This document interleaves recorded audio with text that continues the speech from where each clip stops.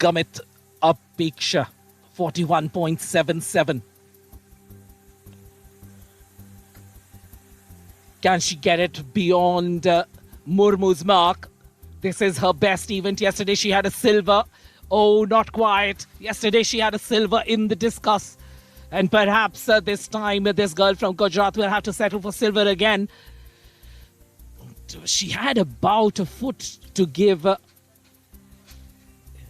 Just about managing to cross perhaps 41. Remember, Starting 41. with women's javelin throw. The winner of the bronze medal representing Gujarat. Please put your hands together for Gamit Apeksha.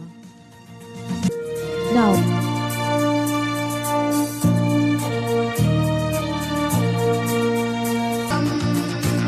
खूब खेलो साथ में है हम